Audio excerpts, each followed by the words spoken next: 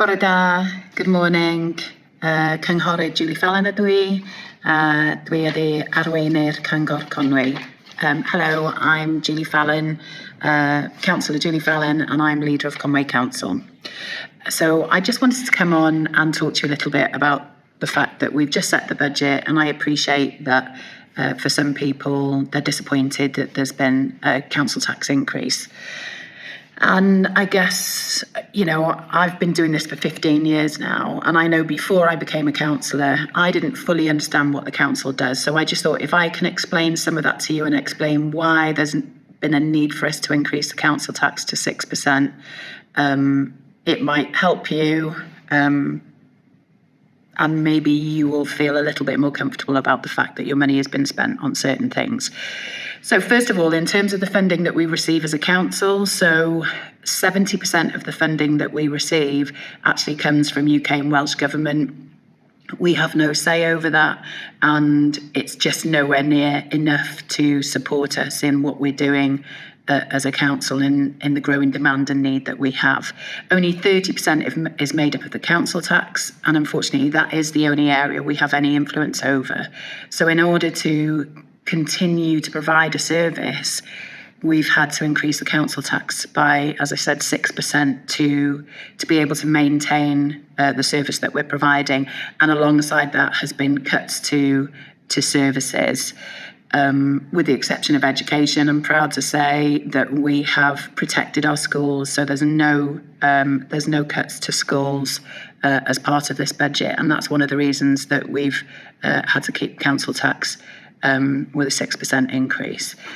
Just in terms of, I'm going to look at my laptop so that I can make sure I'm giving you all the correct information, just to give you a better understanding as to what happens. And I appreciate some of you may know a lot of this, but this is for those who think, where's my council tax money going? I can't understand why there's an increase. So in terms of just initially, so obviously there are pay rises, pensions, increased costs in fuel, petrol, the usual things that increase year in, year out.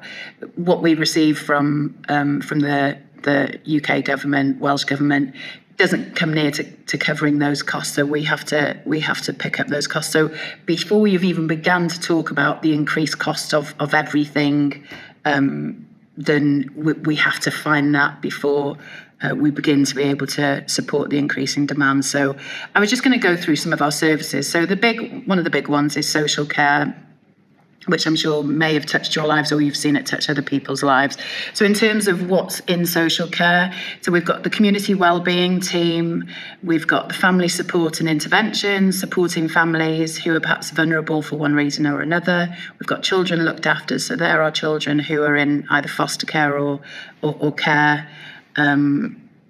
And obviously they're some of our most vulnerable children, and we have to ensure that we're supporting them. We've got the older people and hospital social work. So the social workers at hospital, they work for us as a council, who come and support you to help to hopefully get you out of hospital and back to where you need to be, and just to ensure that you have what you need. Also in social care, you've got the Youth Justice Service, so supporting young people who find themselves in a position where they need support and help to get back onto the right path. We've got the Vulnerable People Service, so that's vulnerable people within the community. That includes mental health, which I'm sure you're all aware. We've seen a significant increase over recent years. Safeguarding is down to all of us, but we have to have a team there, obviously, to support, again, vulnerable people. That might be children, it may be adults who are vulnerable, older people. Safeguarding, we just need to ensure that people are safe when they interact with others in our community and when they're receiving services.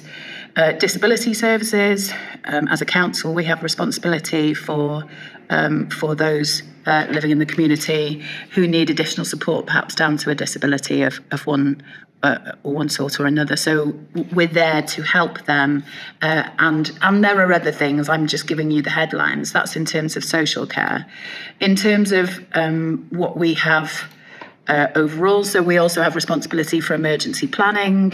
Obviously, that's the kind of thing that through COVID that we used. We've seen the Conway Tunnel close a few times.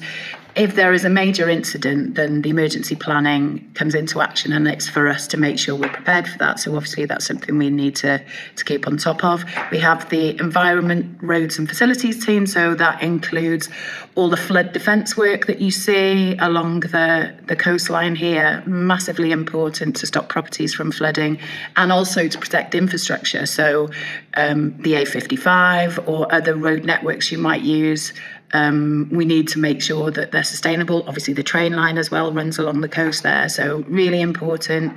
Highways. The team I'm going out with today, actually, and they're going to fill me in on different projects. There's numerous projects that are happening in terms of supporting bridges and road structures and networks throughout the county.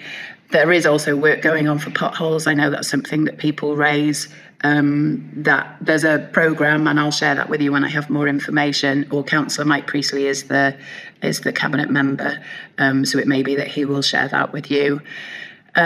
We've got estates and asset management. So obviously, as a local authority, we own a number of properties, so we need to make sure that that they are managed in the appropriate way. That could be schools, it could be council buildings like Venue Cymru or Coed Pella. And yeah, there are a number of facilities you'll see around your community that we just need to make sure that they're being managed appropriately. Fleet services, so obviously you've got the buses that pick our children up each day. Some of those may belong to the council, or we procure that to pick up young people. Community services, we obviously, the big one in terms of fleet is in the RF department. So when they're coming to pick up your recycling, when they are coming to pick up your black bin, and numerous other things that happen, that all obviously we need a fleet to ensure that they are able to come out and to do that for us as a council, week in, week out. And the other things, the highway maintenance, the different things that make up part of that. There are the leisure centres, Venue Cymru, opportunities to do nice things. Obviously, we have responsibility for all of those. We have numerous services within the council, legal, that support any number of areas throughout the county. A finance department who make sure that we process either money coming in or the money going out, so that we can ensure that we have what we need to provide the services that we do. It's really important, and I understand that it's hard to understand how it continues to increase year in, year out, but the costs just continue to escalate further and further. And there definitely needs to be some more work done on that nationally, so that they can reduce the cost for things like placements for our young people who need that support, for our children looked after. The cost of those are increasing. There is some work that's been going on with Welsh Government to try and take profit out of that, but we're still waiting to see the benefits of that. We have in-house provision, places where young people can stay, our own care facilities. Again, all of this comes at a cost, and I appreciate, like I said, it's hard, but we all have to kind of chip in to make sure this happens.